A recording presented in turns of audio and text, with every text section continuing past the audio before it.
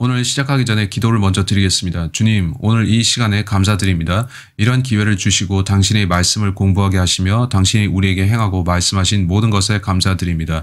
주님, 제가 필요한 말을 하게 하시고 불필요한 말을 하지 말게 하소서. 청중을 세워주게 하시길 바라오며 예수 그리스도의 이름으로 기도드렸습니다. 아멘.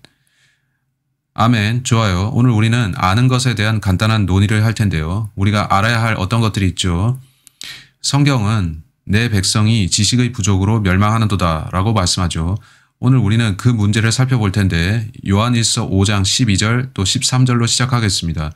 여러분 중 대다수는 저를 아시겠지만 로버트 브레이커를 잘 모르시는 분들께는 제가 매주 새로운 설교를 유튜브, 비메오, 럼블, 기타 등등의 영어와 스페니쉬로 올리고 있음을 말씀드립니다. 오늘 저는 영어로 말씀을 드리는데 아멘, 은혜가 되길 바라며 영어 성경으로 가르칠 겁니다. 스페인어로 할 때는 스페인어 성경을 쓰죠. 오늘 우리는 성경이 여러분에게 알라고 하는 것을 말씀드리겠습니다. 우리는 언제나 같은 상황에 처해 있는데요. 여러분이 아는 걸 저는 모를 수 있고 제가 모르는 걸 여러분은 모를 수 있습니다. 그것들을 한데 모아서 우리가 공통적으로 아는 걸 말해보자는 거죠. 왜냐하면 성경은 우리가 마지막 때에 있다고 하는데 성경은 마지막 때의 사람들이 믿음에서 떠난다고 합니다. 오늘날 우리는 그런 일을 보고 있고 마지막 때에 우리가 보듯이 배교가 일어납니다. 배교가 무슨 뜻입니까? 여러분은 이미 배교하는 사람들이 있음을 아십니까? 저는 그것을 보고 있습니다. 유튜브에 댓글을 다는 사람들이 이렇게 말합니다. 브레이커 형제, 당신은 틀렸어요. 아포스타시는 그 뜻이 아니라 이 뜻입니다. 그 사람들은 헬라어를 살펴보지 않은 것인데 아포스타시라는 단어는 고수하는 위치에서 떨어져 나가는 것을 뜻합니다. 여러분이 이 위치를 고수하며 진리를 지키고 있다가 떨어져 나가서 다른 것을 믿는 겁니다. 사람들은 아니요, 그 뜻은 떠나감입니다 라고 하는데 아닙니다. 그 뜻은 고수하는 위치에서 떨어져 나간다는 뜻이죠. 여러분이 한때 알던 것에서 떨어져 나가 난 그걸 기억하고 싶지 않아. 이제는 이걸 믿겠어 라 하는 건데 그게 배교입니다. 우리가 사는 시대가 여기고 우리는 휴거 직전에 있습니다. 우리는 배교의 시기에 살고 있는 겁니다. 떨어져 나가지 말고 우리는 배교에 빠지지 맙시다. 성경에 밀착해 있고 한 곳을 쳐다보도록 합시다. 왜냐하면 제가 요즘 기독교계를 보면 많은 사람들이 교리에서 떠나고 있습니다. 자칭 크리스찬이라는 사람들이 성경적으로 가르치지 않고 있습니다. 따라서 우리는 킹제임스 성경에 근거해서 올바로 가르쳐야 합니다. 거의 2000년간 크리스찬들이 가르쳤던 그 교리를 고수해야 합니다. 여러분은 요새 새로 가르치는 교리들을 들어보셨나요? 환란 전 휴거는 틀렸습니다. 그들은 틀렸고 환란 후 휴거가 맞습니다. 라고 하는데 그들에게 정말요? 더 말해보세요. 라고 하면 환란 후 휴거는 1800년대에 나타난 교리입니다. 라죠. 정말요? 예, 이제야 우리가 정답을 찾은 겁니다. 그렇다면 1800년 동안이나 사람들은 잘못 믿다가 이제서야 바른 교리 찾았다고요? 당신에게 고맙다 해야 되겠군요.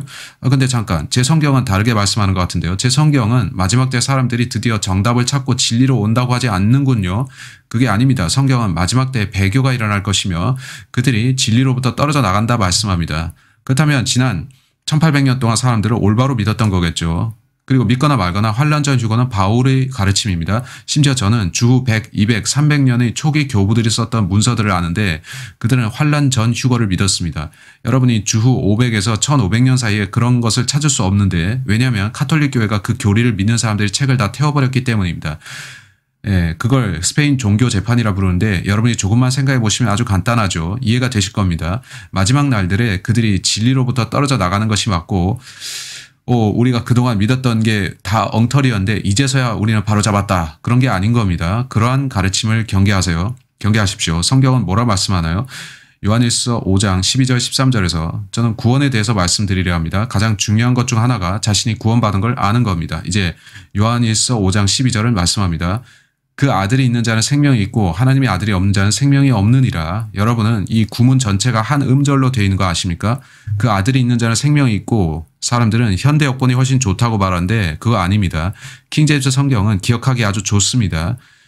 초기에 킹제임스 성경은 교회들에서 낭독하도록 정해졌는데 그래서 그 성경은 권위역 킹제임스 성경이라고 불렸죠. 왜냐하면 제임스 왕이 바른 저번에서 번역된 그 성경을 권위 있다고 인정했기 때문이고 그러나 그 성경은 읽고 암송하기 쉬웠다는 겁니다. 그래서 우리는 바른 성경을 가졌고 이 성경은 기억하기가 좋습니다. 이 구절은 기억하기 좋게 되어 있죠. 한 음절로 되어 있기에 저는 사랑합니다. 한데 13절에서 계속 말씀합니다. 내가 하나님의 아들의 이름을 믿는 너에게 이런 것들을 쓰면 너에게 영생이 있음을 알게 하려 함이며 또한 너희가 하나님의 아들의 이름을 믿도록 하려 함이라. 따라서 성경에 따르면 구원은 무언가를 아는 겁니다. 여러분 그걸 알아야 합니다. 오늘날 자신이 구원받았는지 아닌지 모르겠다는 사람들이 많은데 전 제가 크리스찬인 걸 압니다. 여러분 자신 어떤가요? 여러분은 자기 구원은 여부를 알 수 있습니다. 근데 많은 크리스찬들은 그걸 의심하고 모르겠다고 합니다. 여러분은 100% 의문의 여지없이 하늘에 갈 것이라고 알고 계십니까? 저는 전도지를 나눠주는데 여러분이 원하고 끝나면 가져가십시오. 여기에 놔두겠습니다. 이건 제가 만든 전도지 중 하나인데 제목이 여러분이 하늘에 갈 것을 얼마나 확신합니까? 입니다. 25%, 50%, 75% 아니면 100%인가요? 누군가 이걸 읽고 스스로 체크할 수 있는데 성경은 여러분이 100% 알 수 있다고 합니다.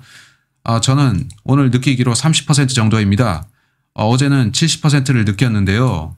그런 거 없습니다. 여러분이 구원받았다면 자기가 구원받은 거 압니다. 여러분은 성경이 구원을 두 가지로 말씀하는 거 압니까? 그건 출생과 같고 또 결혼과 같습니다. 제가 누구 만나서 당신 태어났습니까? 라고 할 때 모르겠습니다. 라고 대답한 사람은 만난 적이 없습니다. 그런 사람은 없습니다. 여러분이 스스로 꼬집어서 아프면 태어난 사람입니다. 저는 제가 태어난 건지 아닌지 모르겠어요. 라 할 사람은 없죠. 여러분은 자신이 출생한 걸 아는데 그래서 여기에 있죠. 저는 아직 자신이 결혼했으면서 결혼한 걸 모르겠다는 사람도 못 봤습니다. 제가 결혼한 건지 모르겠어요. 여러분은 자신이 결혼했는지 알고 있습니다. 따라서 구원은 우리가 마땅히 알아야 할 것입니다. 그건 받았길 바랍니다. 어쩌면 운이 좋다면 하늘 가겠죠. 그런 게 아닙니다. 여러분은 그걸 알거나 혹은 모릅니다. 오늘 밤 우리는 자신이 구원받았는지 확실히 아는 것을 공부하는 겁니다. 이건 중요한 사실이고 휴가가 곧 다가올 것이므로 여러분이 구원받지 않았다면 뒤에 남겨질 겁니다. 그러면 그때는 여러분이 알게 되겠죠. 왜냐하면 휴가 받을 사람들은 구원받은 사람들이니까요. 만약에 휴가가 일어나는데 여러분이 여기 남겨졌다면 그게 무슨 뜻입니까? 따라서 지금 아는 편이 좋습니다. 나중에 알게 되면 뼈아픈 후회가 있을 겁니다. 따라서 여러분은 자신의 구원을 확인할 수 있습니다. 디모데후서를 빨리 보겠습니다. 여러분 자신 구원을 알 수 있습니다. 제가 드릴 질문은 여러분이 개인적으로 아시냐는 겁니다. 아십니까? 그래서 저는 구원을 No Soul Salvation이라 부르는 걸 좋아합니다. 저는 압니다. 제가 구원받을 것을 압니다. 저 그걸 궁금해하지 않습니다. 1992년 7월 29일 오전 10시경에 저는 구원받았습니다. 저 그 날과 시를 기억합니다. 전 제가 구원받은 걸 아는데 그건 제가 1974년 7월 13일에 육체적으로 태어난 것과 같죠. 전 그 날을 아는데 물론 저는 그때 뭐가 뭔지 몰랐고 그냥 으앙 하고 울었고 누군가 뚝 그치라고 철썩 때렸겠죠. 어쩌면 의사가 말이죠. 어쨌든 저는 제가 출생한 걸 알고 거듭난 것도 압니다. 저는 그 날과 시를 기억합니다. 디모데후서 1장 12절 바울이 말합니다. 그런 연유로 내가 이러한 고난을 당해도 부끄러워하지 아니하노니 이는 내가 믿은 분을 알고 내가 위탁한 것을 그날을 대비하여 그분께서 능히 지키실 줄을 확신함이라. 바울은 자신이 구원받은 것을 안다고 말합니다. 성경 어디서도 제가 찾기로 어떤 사도도 난 구원받았지만 지금 어떤지 모르겠다 하지 않습니다. 성경 어떤 구절에서도 구원은 스스로 모른다, 구원을 모르고 살아야 된다 하지 않습니다. 물론 칼빈주의자라고 하는 사람들은 예외인데 저는 자신이 구원받았다고 말하는 칼빈주의자를 본 적이 없습니다. 왜 그런지 모르겠지만 그들 교리상으로 선택받은 자만이 구원을 받고 그래서 칼빈주의자들에게 당신은 하늘나라에 갈 수 있습니까? 라고 물어보면 그러기를 바랍니다. 라고 대답합니다. 그건 충분치 않습니다. 제가 선택받은 자라면 가겠죠. 라고 또 대답도 합니다. 그럼 당신은 택함 받았나요? 하면 그렇게 되길 바랍니다. 라고 하죠. 자신이 구원받았는지 아닌지 모르고 사는 것은 끔찍하죠. 제가 칼빈주의자가 아니라서 다행입니다. 저는 존 칼빈이 아닌 저희 주님과 구주이신 예수님을 따릅니다. 주님께서는 성경에서 제게 말씀하시기를 네가 구원받으면 그 구원을 알 수 있다고 하셨습니다. 그건 확실히 아는 겁니다. 따라서 구원받으면 자신이 구원을 압니다. 그런데 구원을 어떻게 받는 겁니까? 이건 좋은 질문인데 여러분 구원받기 전에 알아야 할 사실들이 있다는 거 아십니까? 세상에 어떤 사람도 육체적으로 태어남으로써 구원받지는 않습니다. 그렇게 되면 좋겠지만 실제적으로 우리는 정죄 가운데 태어나기 때문에 우리 모두가 죄성을 갖고 죄의 몸으로 태어나서 물론 아기 때 죽으면 하늘에 갈 수는 있겠지만 그건 선악을 알기 전의 나이 때 죽으면 그런 거고요. 그러나 그 이후에 죄를 짓기 시작하면 여러분은 죄의 책임을 져야 합니다. 그때부터 여러분에게는 복음이 필요한 겁니다. 따라서 여러분이 구원받기 전에 뭔가 알아야 하는데 뭘 알아야겠습니까? 복음이죠. 이거 중요합니다. 제가 몇 가지 보여드릴 텐데 성경은 주를 두려워함이 지혜의 시작이라고 합니다. 따라서 명철의 시작은 여러분이 구원받기 전에 뭔가 이해하는 겁니다. 제가 뭘 말하려는 걸까요? 오늘날 많은 사람들은 이것을 망각합니다. 오늘날 사람들에게 당신은 크리스찬입니까? 라고 하면 그들은 네, 전 교회 다닙니다 라고 대답하죠. 그거는 크리스찬 조건이 아닙니다. 하지만 많은 이들이 저는 교회 다닙니다 라고 하고 그들에게 당신네 교회는 어떻게 하늘나라에 간다고 합니까? 라고 물어보면 그냥 최선의 길로 하나님께 가면 됩니다 라고 하죠. 그렇게 말하는 사람들 봤는데 가고 싶습니다 라는 대답도 합니다. 여러분이 생각하는 최선의 길이 바른 길이 아닐 수가 있습니다. 여러분이 생각하는 그 길이 잘못된 길이면 예수님이 뭐라 하셨나요? 나는 길이요 진리요 생명이라 나로 말미암지 않고는 아버지께로 올 사람이 아무도 없느니라. 사람에게 옳게 보이는 길이 있으나 그 끝은 죽음의 길들이니라. 따라서 많은 사람들이 자신의 길을 신뢰하나 그 길은 틀렸습니다. 그들은 그게 최선이라고 믿지만 그들이 구원받았을까요? 그들이 알아야 할 것이 있는데 자신들이 안다고 생각하는 것은 하나님께서 알려준 구원의 지식이 아닐 수 있다는 겁니다. 말이 되나요? 여러분이 알아야 할 것이 있는데 몇 구절 빨리 봅시다. 마가복음 15장 16절 봅시다. 예수 그리스도께서 등장하시는데 그는 잃어버린 종교 지도자들, 즉 바리새인들과 한판 붙으십니다. 그게 무슨 전투였나요? 일반 사람들은 주님을 받아들이고 사랑했는데 이는 그들이 그분을 사랑하고 치유하고 온갖 선을 베푸시는 것을 알았기 때문입니다. 하지만 그 바리새인들은 주를 시험했습니다. 그렇지 않나요? 그들은 주님을 영접지 않았습니다. 그래서 예수께서는 마가복음 15장 16절에서 그들을 책망하시는데 뭐라고 책망하십니까? 제가 본문을 잘못 말씀드렸습니다. 마가복음 15장 16절이 아니라 마태복음 15장 16절인 것 같습니다. 주께서는 바리새인들을 뭐라고 하시며 책망하셨나요? 너희도 아직 깨닫지 못하느냐? 난 여기 육신으로 나타난 하나님이다. 마태복음입니다. 마태복음 15장 16절을 제게 읽어주세요. 감사합니다. 예수께서 말씀하시기를 너희도 아직 깨닫지 못하느냐. 주께서는 그들에게 성경을 주셨고 그래서 그들은 구약 전체를 갖고 있었는데 그들에게는 다니엘서의 계시가 있었고 주께서는 그 예언의 성취 날짜도 알려주셨습니다. 주께서 메시아로서 마침내 오셨는데 그들은 우린 당신이 누군지 모르겠다. 당신도 죄 가운데 태어난 자가 아니냐라고 하며 그들은 bastard라는 말을 썼는데 우리 구주와 주님이신 그분을 그들은 사생아라고 불렀습니다. 그들은 주님을 공격했고 주께서는 너희가 깨닫지 못하느냐 하십니다. 난 너희를 구원하러 온 사람이다 라고 하지만 그들은 깨닫지 못했고 알고 싶어 하지도 않았습니다. 따라서 여러분이 구원받기 전에 알아야 할 것들인데 누가복음 24장으로 갑시다. 예수께서 죽은 자들로부터 살아나신 후에 제자들에게 오셨습니다. 근데 어떻게 됐나요? 그들은 아직도 몰랐습니다. 그래서 주께서는 제자들을 책망하십니다. 슬프죠. 처음에 주께서는 잃어버린 종교 지도자들이 무지를 꾸짖으셨고 이제는 자신의 제자들도 책망하셔야 했습니다. 누가복음 24장 45절 보겠는데 예수님이 말씀합니다. 이런 것이 내가 너희와 함께 있을 때 말했던 바 모세의 율법과 선지서들과 시편에 나에 관하여 기록된 모든 것이 이루어져야 한다던 그 말이니라. 자, 45절을 본다 했지만 44절부터 본 것입니다. 45절 말씀. 그때 그들의 지각을 열어 성경을 깨닫게 하시더라. 따라서 예수님께 있어서 뭔가를 언더스탠딩 한다는 건 중요합니다. 여러분이 자신은 크리스찬이 되고 싶다고 말하는 것은 제대로 된 크리스찬이 아닙니다. 기면 기고 아니면 아닌 거죠. 크리스찬이라고 말하는 데 있어서 다른 지식이 필요하지는 않습니다. 성경은 믿음은 하나님의 말씀을 들으면서 온다 합니다. 여러분이 성경에 보시면 어떻게 구원받는지가 나옵니다. 여러분이 알아야 할 것이 나오죠. 제 말 동의하십니까? 하지만 여러분이 요즘 교회들을 가보시면 그들은 다르게 가르칩니다. 많은 교회들은 여러분이 어떤 식으로든 자기 식대로 하나님 믿으면 된다고 합니다. 하나님 저를 구원해 주세요 하고 오면 하나님이 받아주신다고요? 그런 거 복음에 있나요? 걱정 마세요. 목사님들이 말씀하기를 복음을 몰라도 구원받는다고 하셨어요.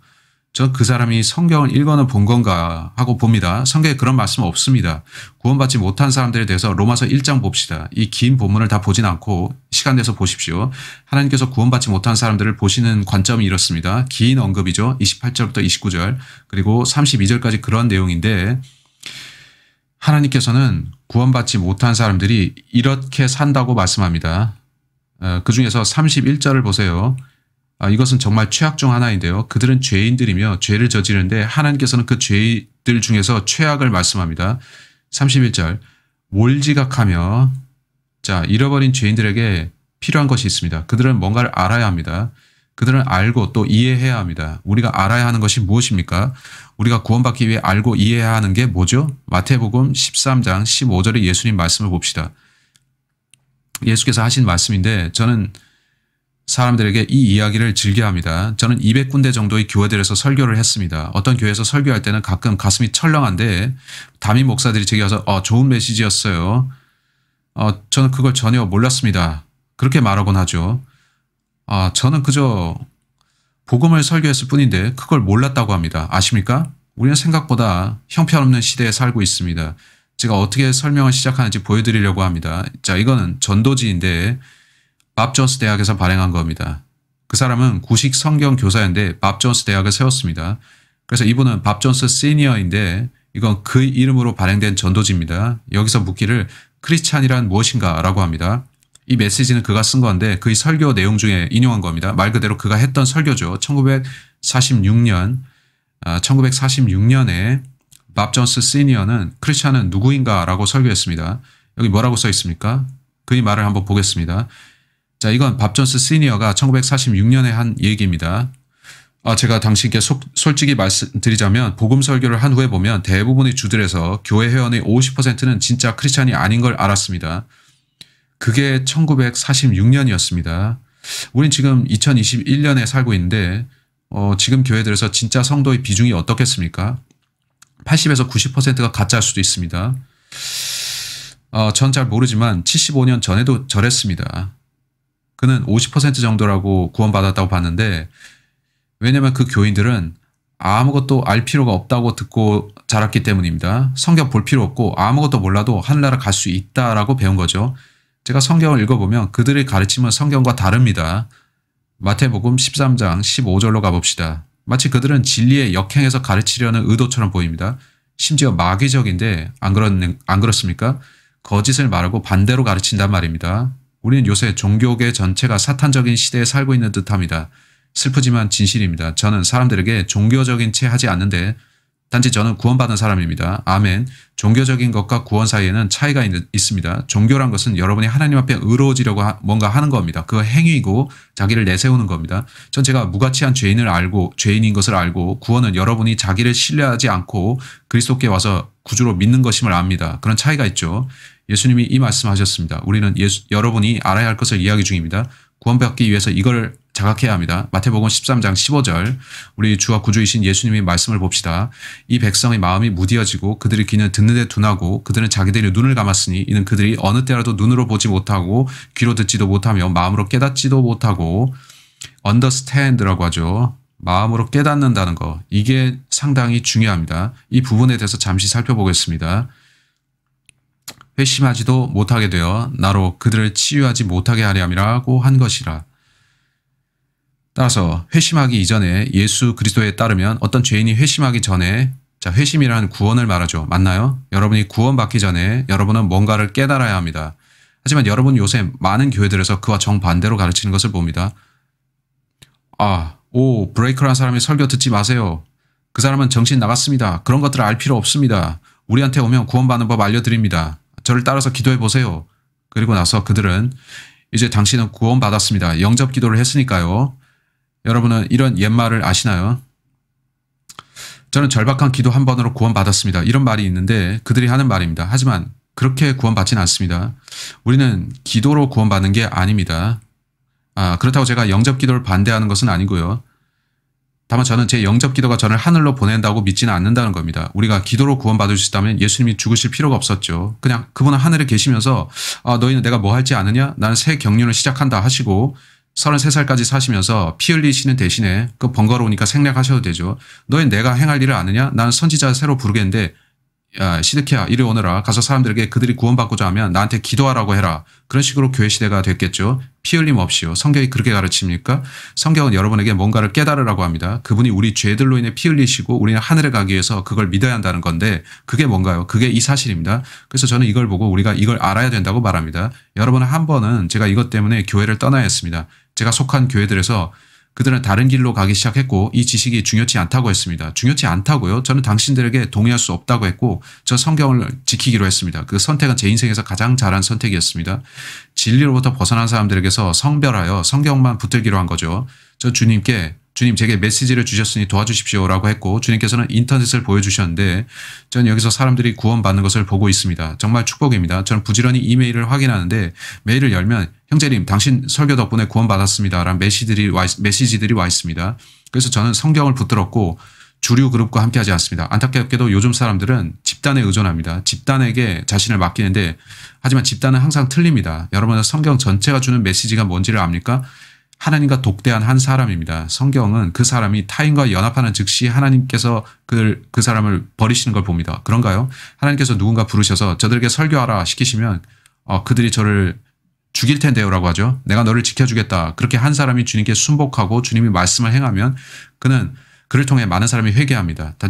따라서 단지 무리에 속했다는 것은 추종자가 된다는 겁니다. 그건 잘못된 건데 우리 교파 내부에서조차 저는 독립침례교회에 속했지만 여기서도 많은 사람들이 배교합니다. 솔직히 그렇습니다. 여전히 진리 편에 서 있는 사람도 있고요. 주께 이것을 감사드립니다. 그래서 저는 그룹에서 나왔는데 저는 온두라스에서 선교 사역을 했었죠. 저는 200개 이상의 교회에서 가르쳤었습니다. 그 200개 이상의 교회들에서 어느 날 일요일 아침에는 이 교회에서 하고 그날 저녁은 다른 교회에서 하고 수요일 밤에는 또 다른 교회에서 때로는 목요일 밤에도 지금도 목요일 밤인데 그런 식으로 200개 이상의 교회를 돌아다니며 설교했습니다. 제가 그 교회들에서 설교할 때 아주 빈번히 그 담임 목사들이 첫째로 제게 묻는 것이 당신은 어느 파에 속했습니까? 였습니다. 그게 무슨 말이냐면 그 교회들은 모두 독립침례교회들이었지만 그 목사들 중 어떤 이들은 이 사람 추종하고 저 목사는 저 단체 추종하고 그래서 그 목사들은 당신은 어느 파입니까? 라고 물었던 거죠. 당신은 어느 신학교 출신입니까? 그들은 그걸 반드시 묻습니다. 저는 그런 것에 매여 있지 않기 때문에 그들을 보면서 저는 예수님 파입니다. 당신은요? 라고 반문합니다. 그러면 그들은 우물거리면서 그럴 수 있군요 라고 대답하죠. 저는 논쟁을 좋아하지 않지만 제가 가장 좋아하는 구절 중 하나가 싸움이 일어나기 전에 시비를 멈추라 라는 겁니다. 그래서 제가 가장 잘하는 건 사람들이 저를 논쟁으로 끌어들이기 위해 하는 질문을 피하는 겁니다. 제가 그렇게 대답하면 그들은 한 번도 그렇게 생각을 안 해봤네요 라고 말하죠. 저는 그들에게 그렇게 말하면서 성경 구절을 제시합니다. 구절들을 봅시다. 로마서 10장을 보겠습니다. 여러분이 구원받기 전에 인지해야 할 사실이 있습니다. 여러분이 알아야 할 것들이 있습니다. 그 알아야 하는 것을 한마디로 복음이라고 하죠. 여러분 복음을 들어야 구원받을 수 있습니다. 복음을 듣지 않고도 구원받을 사람이 있을까요? 제 성경은 그렇게 말씀하지 않는데 로마서 10장 13절을 보겠습니다. 로마서 10장 13절부터 누구든지 주의 이름을 부른 자는 구원을 받으리라. 많은 사람들이 여기서 멈춰버립니다. 그들은 당신이 예수님을 불렀으니 이제 구원받은 겁니다. 라고 말하죠. 자기 엄지손가락에 망치질을 잘못한 모든 목수들은 이런 지저스 하며 짜증을 내죠. 그가 예수님의 이름 불렀으니까 구원받았나요?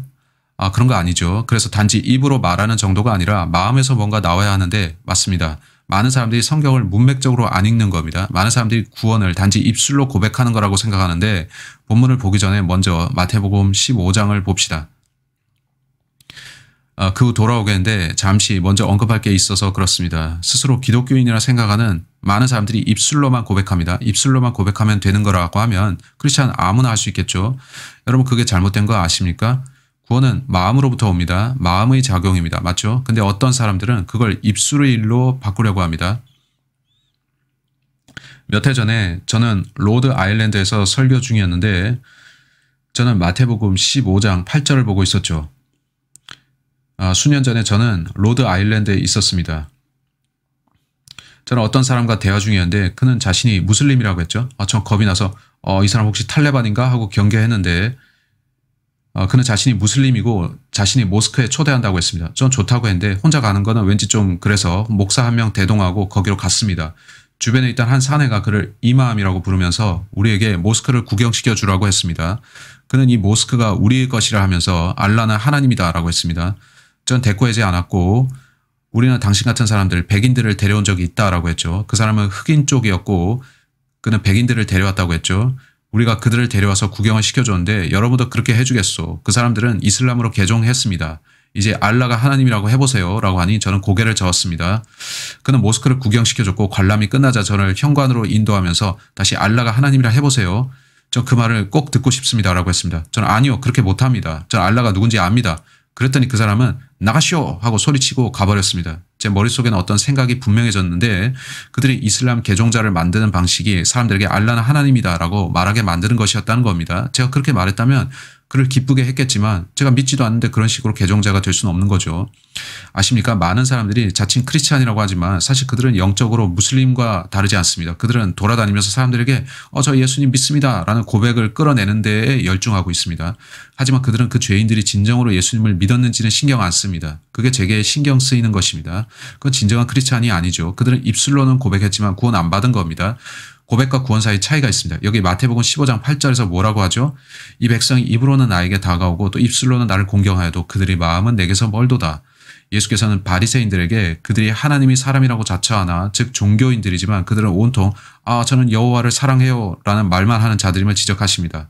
반면 그들의 마음은 온통 이 귀부인에게서 어떻게 돈을 뺏어낼까 하는 생각뿐임을 아셨죠.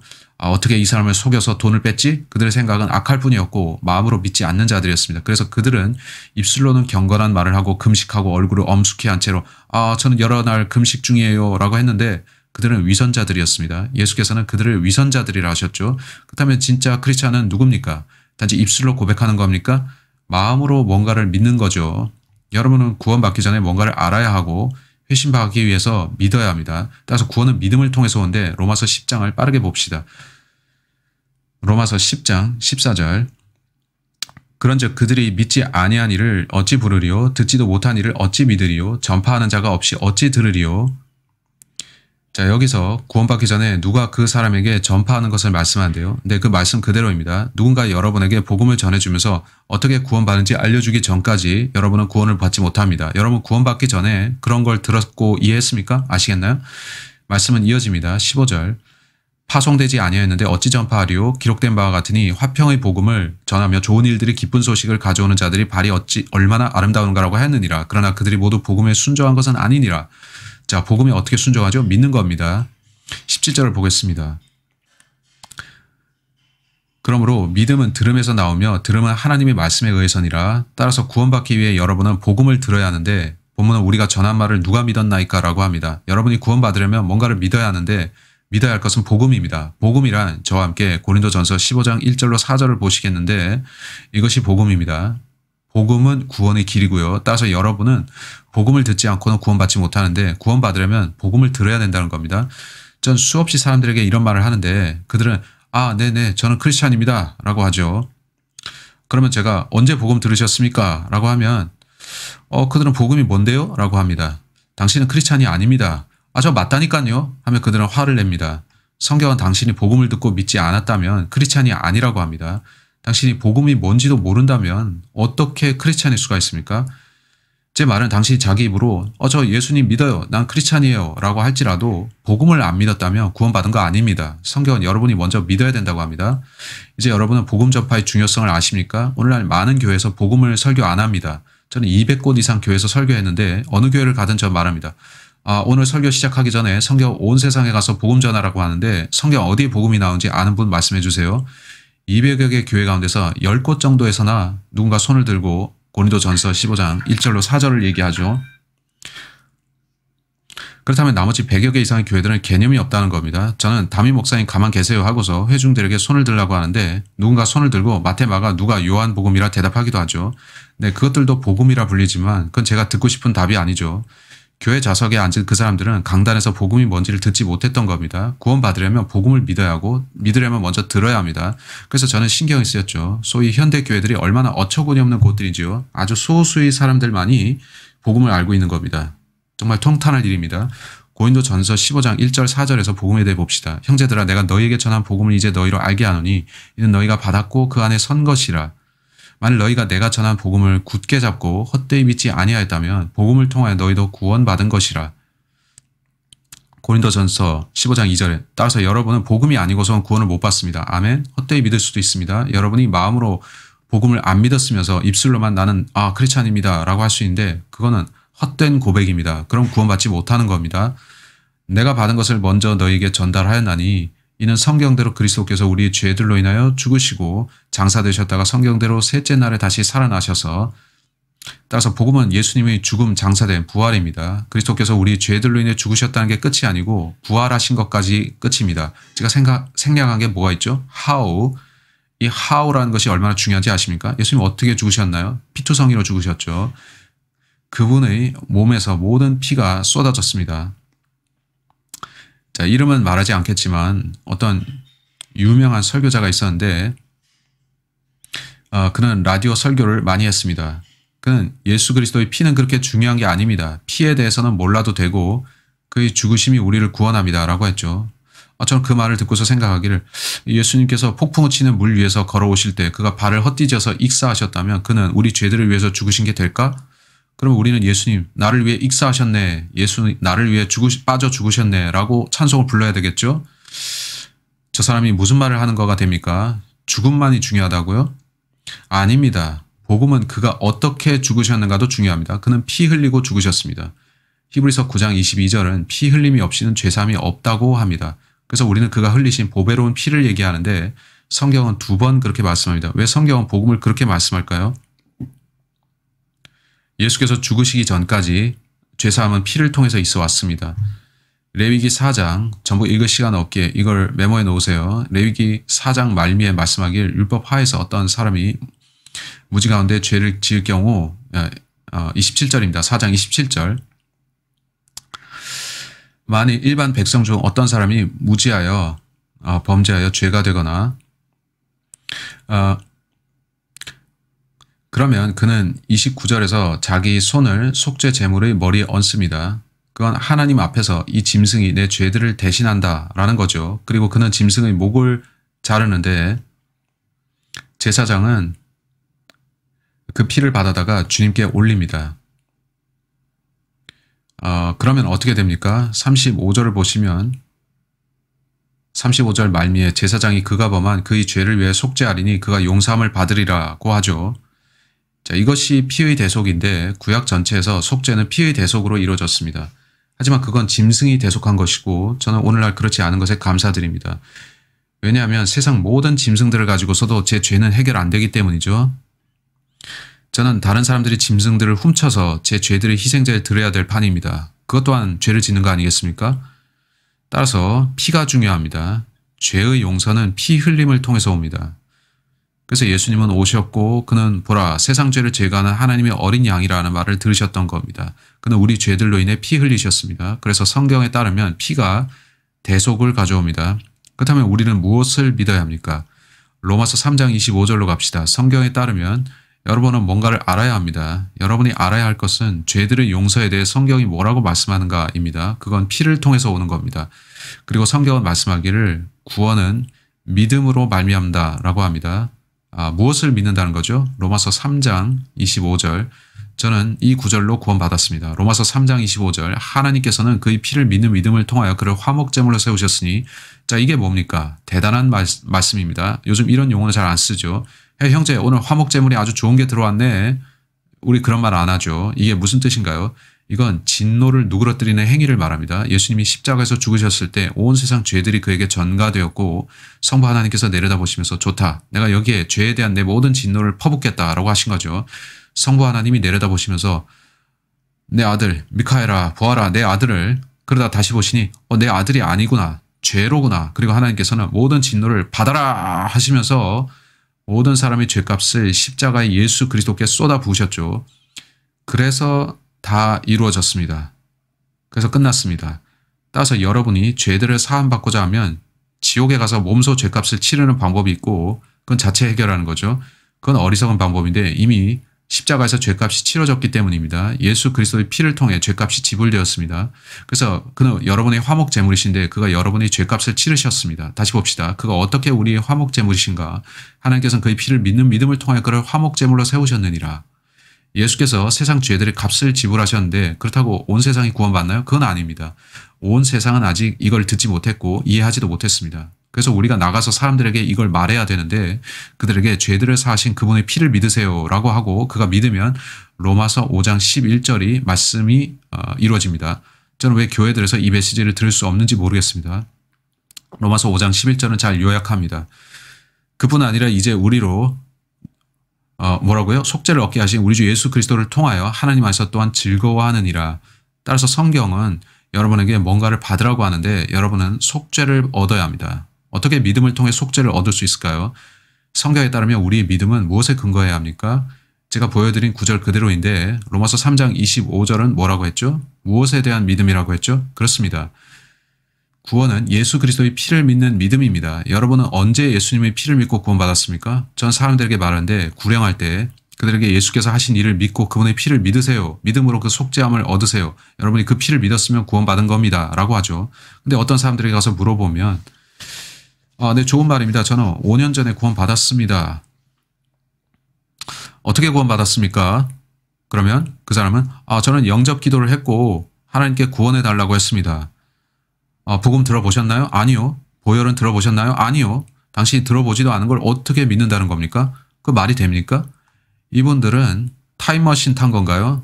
제 말은 성경에 따르면 여러분의 생애 중 어떤 시점에 복음을 듣고 이해하고 믿어야 된다는 겁니다. 여러분이 믿었다면 구원받은 겁니다. 여러분이 깨닫고 믿은 때가 있었을 겁니다. 많은 사람들은 브레이커, 당신은 일을 너무 복잡하게 만듭니다. 사람들에게 그런 걸 이해하라고 하는 것은 무리입니다. 라고 하는데 저는 이런 논쟁한 적이 있습니다. 제 부친은 제게 많은 가르침을 주셨는데 하나님께 감사드립니다. 제 부친은 1970년대 펜사콜라와 밀턴의 교회를 전전하셨는데 거기 목사들은 논쟁을 했습니다. 그들은 한결같이 구원받기 위해서 얼마나 알아야 되는가를 따지고 있었죠. 얼마나 알아야 됩니까? 그런 논쟁에 제 부친은 질려버리셨는데 그들은 성경에 따르면 무엇을 알아야 되는가, 구원받으려면 뭘 알아야 되는가를 놓고 논쟁했습니다. 아버지께서는 몇몇 교회를 방문했는데 목사 사무실로 가서 앉아서 목사와 대화했습니다. 많은 크리스찬들이 서로 논쟁하는 데 빠져 있었죠. 구원받기 위해서 얼마나 알아야 됩니까? 라는 말을 그는 한마디로 정리했는데 당신은 준비되었나요? 목사님, 당신은 구원받기 위해서 얼마나 알아야 되는지 압니까? 제 부친은 한마디로 그거를 정리하셨습니다. 충분히 알면 됩니다. 그게 결론입니다. 구원받으려면 얼마나 알아야 되는가? 충분히 알면 구원받습니다. 자, 충분하다는 게 뭐죠? 예수님이 죽으시고 장사되시고 부활한 게 복음인데 그거 어떻게 죽으셨나요? 피 흘려 죽으셨고 우리 믿음은 그 피를 믿는 겁니다. 여러분이 피를 믿었다면 구원받은 겁니다. 그럼 충분한 겁니다. 우리가 그리스도의 상처가 5개인 거를 모르면 어떻게 되죠? 그냥 피 흘리신 것만 알아도 됩니다. 여러분은 얼마나 많은 사람들이 논쟁하는지 알 겁니다. 전 논쟁 안 할 건데 세상에서 제게 가장 중요한 건 구원입니다. 제가 세상에 나가서 복음을 전할 때 그리스도의 피를 말하고 그걸로 구원을 가르칩니다. 이것이 제가 피를 통해 구원받은 걸 증거하는 겁니다. 제 부친은 제가 아마 태어난 후에 구원받으신 걸로 아는데 그는 자신이 피에 대한 믿음을 설교하는 걸 들으려고 교회에 갔다고 하셨죠.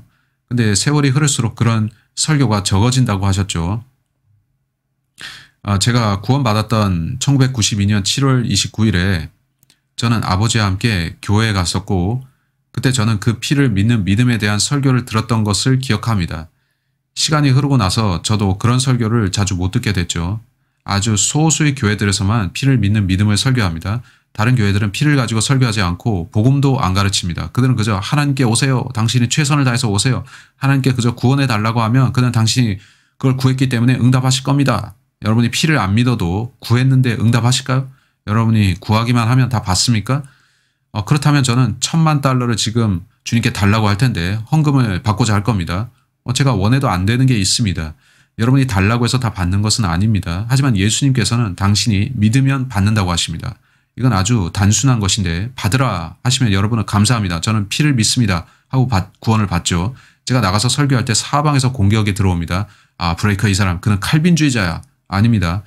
브레이커는 사람들을 기만하고 있어. 제가 사람들에게 예수님의 피를 믿으라고 하는 게 그들을 속였다는 겁니까? 제가 전하는 메시지는 온통 제가 구원받은 것은 제 부친이 알려준 대로 성경을 믿어서라는 겁니다. 여러분은 그의 피를 믿는 믿음을 바꿀 수가 있습니까? 현대 여권들은 그렇게 합니다. 불행히도 그렇게 합니다. 따라서 저는 사람들에게 예수님의 피를 신뢰하라고 하는데 그 피를 믿고 구원받으라고 합니다. 그런데 우리가 사는 세상에서는 다른 복음을 가르치는 자들이 많습니다. 저는 그것을 현대주의 복음이라고 부르는데 아십니까? 여러 해 전에 제가 러크만 교회를 갔었는데 그는 가짜 복음을 강력하게 비판하고 있었죠. 이거 받아가실 수 있는데 제 부친이 그때 닥터 러크만에게 썼던 편지입니다. 러크만, 당신은 피를 믿는 믿음을 강조하는 당신의 설교를 제가 들어온 거를 아실 겁니다. 그런데 당신 신학교를 졸업한 학생 중에 일부가 더 이상 보혈을 가르치지 않습니다. 그들은 단지 예수님을 마음에 모시라는 얘기만 하고 있는데 그 사람들은 왜 그럽니까? 러크만은 제 부친에게 답장을 썼는데 그들은 잘못된 겁니다. 그래서 안 되는 겁니다. 라고 했고 이게 러크만이 제 부친께 쓴 답장이죠.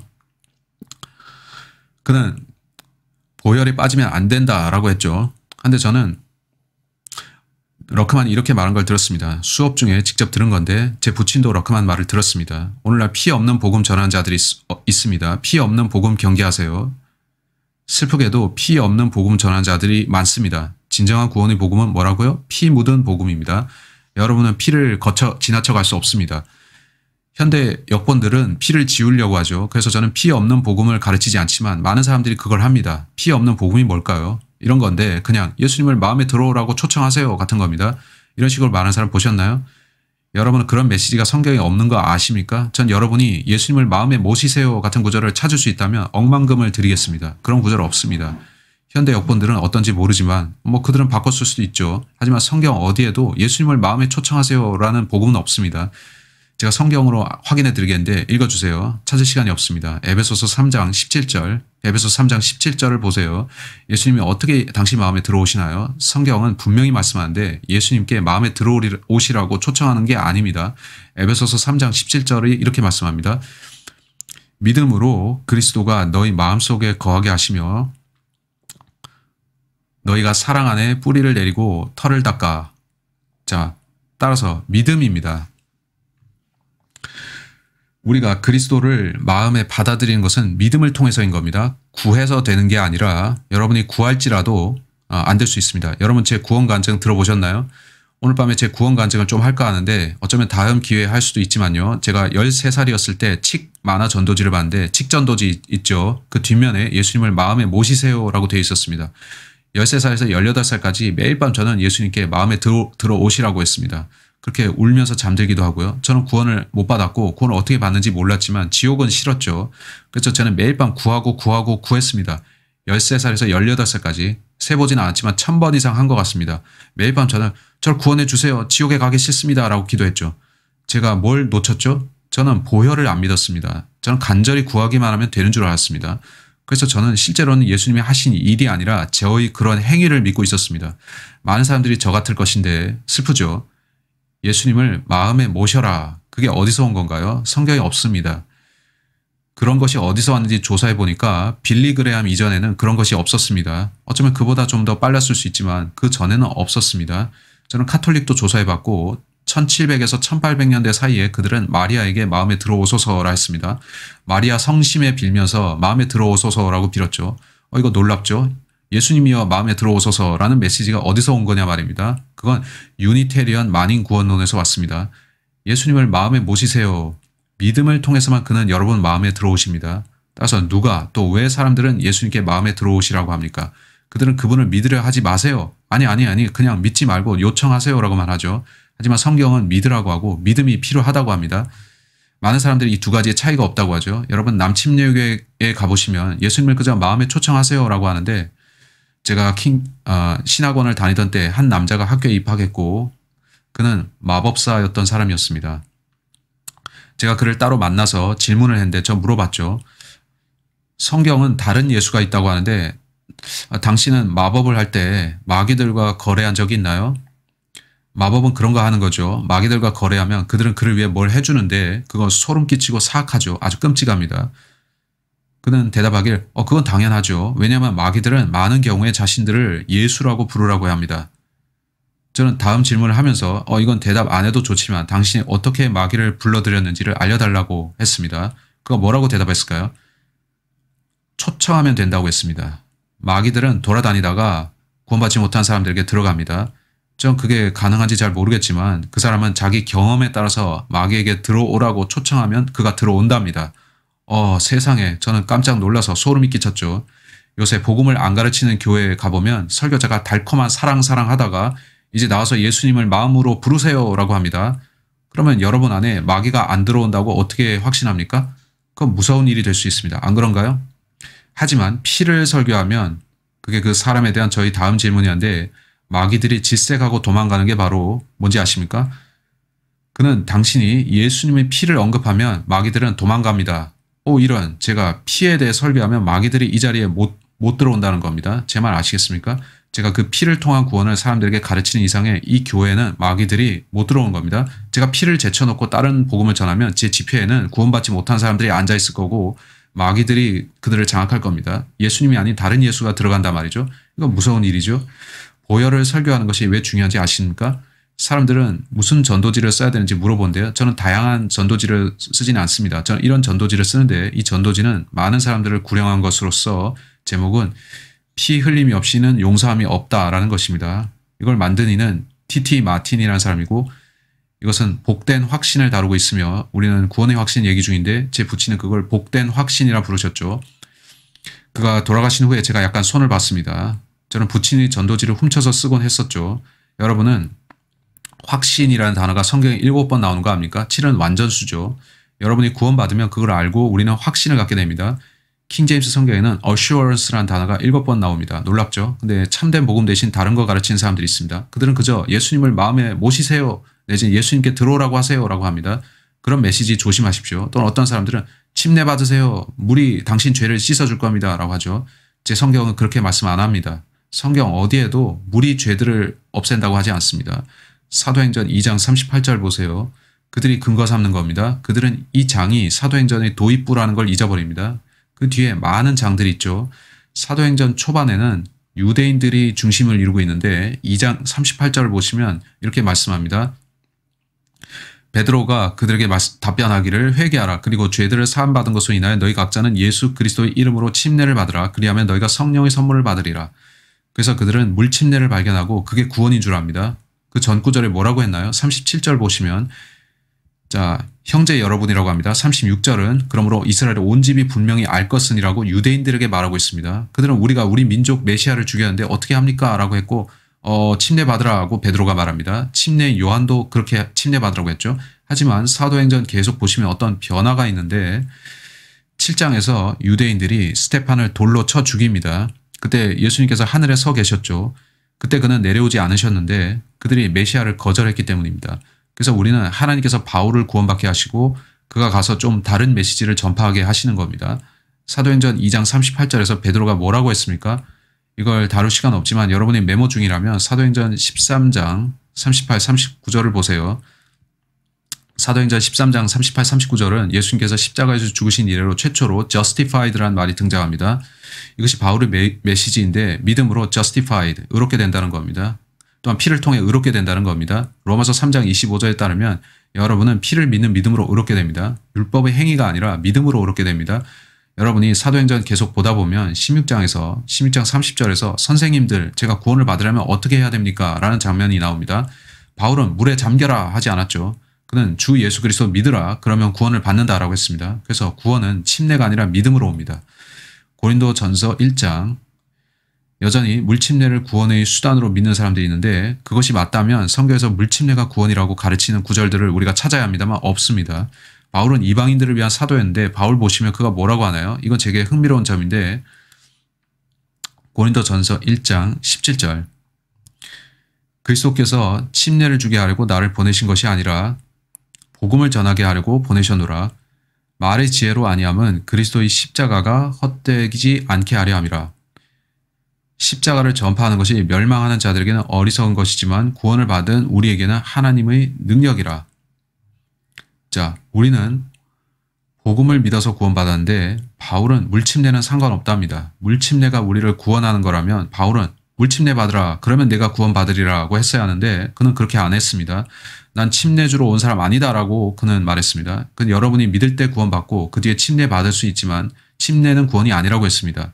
그는 14절에서 흥미로운 이야기를 합니다. 내가 하나님께 감사하는 것은 내가 아무에게도 침례를 주지 아니하였습니다. 왜 그가 이런 말을 합니까? 물침례가 우리를 구원하지 않기 때문입니다. 하지만 피 없는 복음 전하는 사람들이 있습니다. 그런 자들이 있는데 그들은 심지어 또 시인 구원을 믿습니다. 그냥 당신이 구원받으려면 시인해야 합니다. 라고 하죠. 그건 제게 상당히 카톨릭적으로 들리는데 저는 컨페션을 반대하지는 않고 그리스도를 시인하는 거 잘하는 거지만 여러분이 자기 입으로 그렇게 한다 해서 구원받는 건 아닙니다. 많은 사람들은 마태복음 10장 32절, 33절로 가는데요. 어떻게 말씀하나요? 그러므로 누구든지 사람들 앞에서 나를 시인하면 나도 하늘에 계신 나의 아버지 앞에서 그를 시인할 것이나. 그래서 그들은 자 보십시오. 시인하면 당신을 구원받게 합니다라고 합니다. 하지만 그건 그가 죽으시기 이전입니다. 우리는 저 때와 다른 경륜하에 있습니다. 제가 슬픈 것은 많은 교회들에서 예수님 죽으시기 전의 구절로 가서 교리를 세우려고 한다는 겁니다. 그들은 예수님 죽으시기 전에 하신 말씀에 근거해서 구원받으라고 합니다. 아닙니다. 여러분은 이쪽으로 와야 합니다. 한 번은 어떤 사람이 주님께 와서 제가 영생을 상속받으려면 뭘 해야 됩니까? 라고 물었죠. 주님께서는 계명들을 지키라 하셨는데 지금 우리가 계명들을 지켜서 구원받습니까? 아니죠. 바울은 행위로는 누구도 구원을 못 받는다고 했습니다. 성경에는 경륜들이 있는데 여러분 그걸 나눠야 합니다.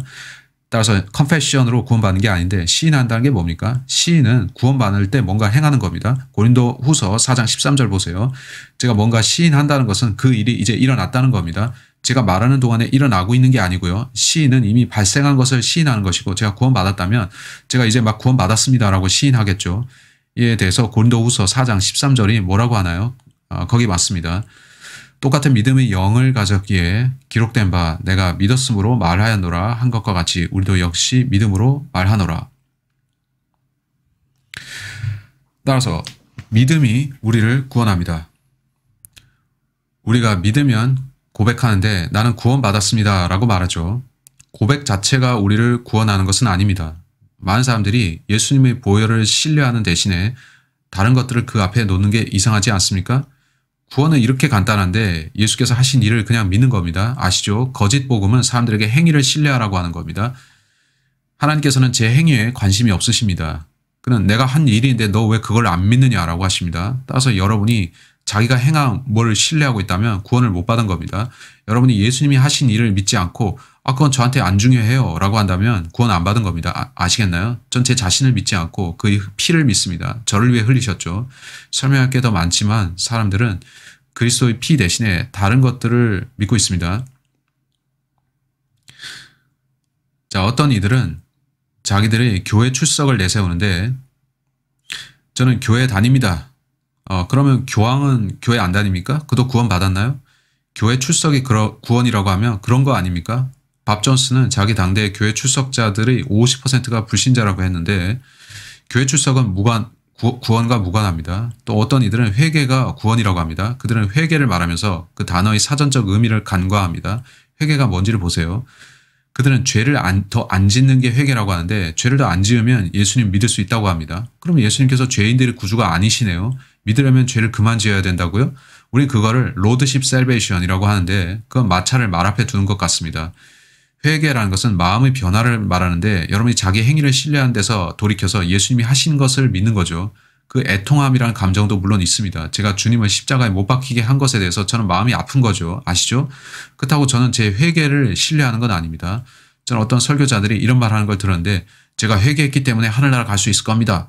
전 그걸 보면서 자신 있네요. 근데 당신 자기가 한 일로 하늘나라 가겠다는 겁니까? 라고 하죠. 저는 이런 죄들을 더 이상 안 짓습니다. 여러분은 많은 사람들이 복음의 메시지를 틀어서 그들의 행위에 맞추는 거 보십니까? 믿음의 행위를 첨가하는 거 말입니다. 믿음과 행위로 구원받는 게 아닌데요. 저는 회개를 반대하진 않습니다만 제 회개를 신뢰하진 않습니다.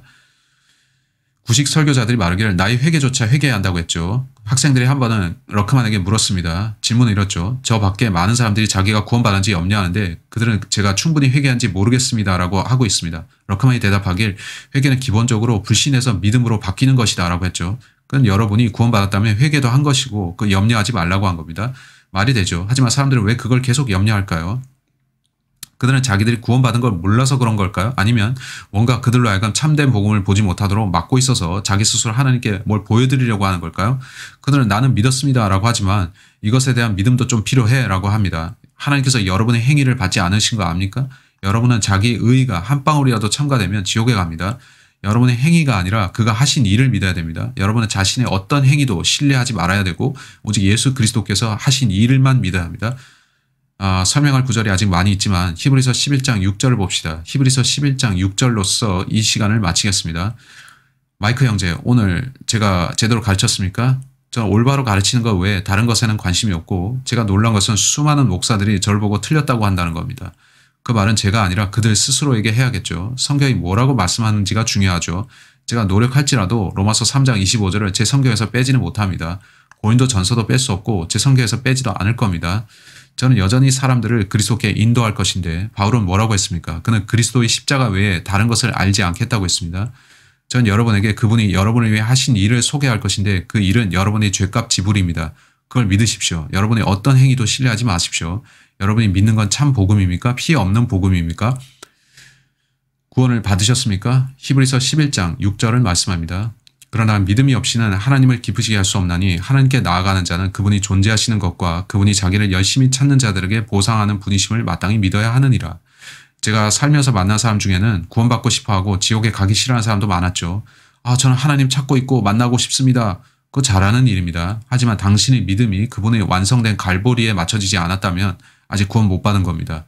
그래서 여러분은 오늘 밤은 이 메시지를 이해해야 합니다. 여기 계신 분들을 전 다 알지는 못하고 구원을 받으셨는지도 모릅니다. 그래서 주님께서는 이 메시지를 제 마음에 넣어주셨고 여러분과 나누게 하셨는데 아실 것은 성경에서 하나님이 요구하시는 것은 세 가지입니다.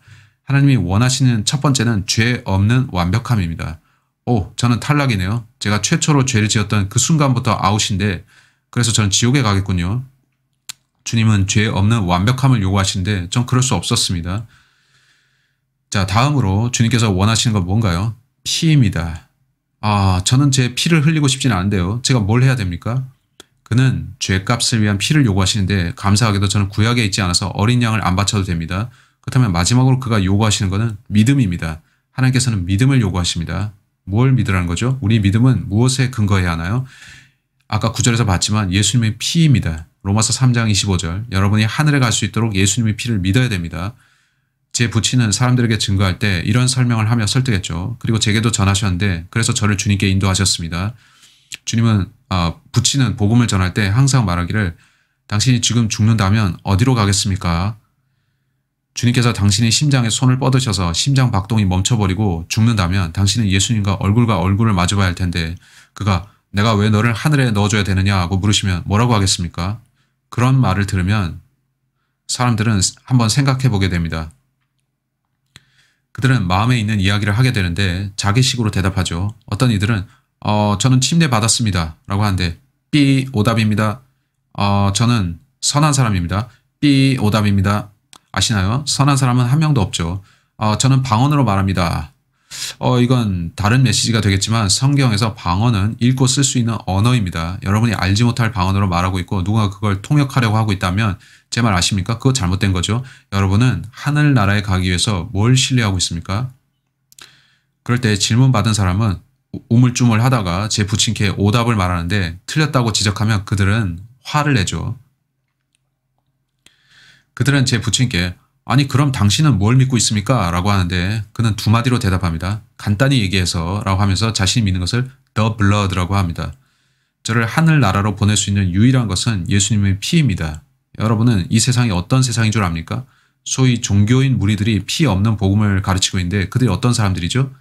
그들은 만원 버스를 탄 승객들과 같습니다. 그들에게 가서 이 버스 어디로 갑니까? 라고 하면 우리 모릅니다. 그냥 타십시오 라고 하죠. 우리는 목적지에 빨리 갈 테니까 우리 함께 갑시다 라고 합니다. 하지만 어디로 갑니까? 아니 몰라요. 그냥 여행을 즐기는 중이에요. 같이 갑시다. 어디로 가냐니까요? 몰라요. 그냥 타세요. 근데 이거 타면 당신이 전부를 걸어야 됩니다. 그럼 제 돈을 달라고 하면서 지금 어디로 가는지도 못 알려준다는 겁니까? 구원은 아는 겁니다. 종교적인 사람들은 난 내가 어디로 가는지 모른다고 합니다. 저는 11조를 내기 때문에 버스 기사에게 운임을 줬기 때문에 목적지가 어딘지는 상관없어요 라고 하는 사람들이 많습니다. 그 두려운 일입니다. 안 그런가요? 근데 제가 보면 여기에 또 다른 큰 빨간 버스가 있는데 주님이 그 버스를 운전하십니다. 제가 가서 이 버스는 어디로 갑니까? 라고 하면 우리는 하늘로 간다네 라고 하죠. 차비가 없습니다. 됐나에 이미 지불되었으니 타기나 하세.